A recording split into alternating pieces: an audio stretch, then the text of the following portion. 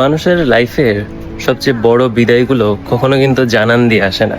আমরা হয়তো ভাবি যে বিদায় মানে শেষ দিনের কান্না, স্টেশনে হাত নাড়িয়ে কাউকে বিদায় জানানো, কিংবা এয়ারপোর্টে গ্লাসের ওই পাশে দাঁড়িয়ে থাকা। কিন্তু জীবনের বেশিরভাগ বিদায়ই ঘটে নীরবে, মনের অজান্তে। কখনো কি ভেবে দেখেছেন কোন দিন আপনার মা আপনাকে শেষবারের মতো গল্প শুনিয়ে ঘুম পাড়িয়েছেন, কিংবা লাস্ট কোন দিন আপনার বাবা আপনাকে শেষবারের মতো কোলে নিয়েছিলেন? কোন একটা বিকালে হয়তো আপনি আপনার ছোটবেলার সেই ফ্রেন্ডদের সাথে শেষবারের মতোই খেলাধুলা করেছিলেন, আর তারপর আপনাদের সবার পথ আলাদা হয়ে গিয়েছিল। তো সেই মুহূর্তগুলো কিন্তু আমরা আসলে কখনোই জানতাম না যে এটাই আমাদের শেষবার। কোনো বিদায় জানানো হয় নাই, কোনো প্রমিস করা হয়নি যে নেক্সট দিনও বা নেক্সট টাইমেও এটা সেম হবে। শুধু সময়ের সাথে সাথে এই মুহূর্তগুলো আর ফেরত আসে নাই। আমরা শুধু বড় বড় বিদায়গুলোর জন্যই প্রস্তুতি নেই, কিন্তু সবচেয়ে ভারী বিদায় হলো সেইগুলো যেগুলো ঘটে যাওয়ার অনেক পরে আমরা বুঝতে পারি, যখন স্মৃতির পাতা উল্টাতে গিয়ে মনে হয় ইস, ওই দিনটাই হয়তো লাস্ট ছিল।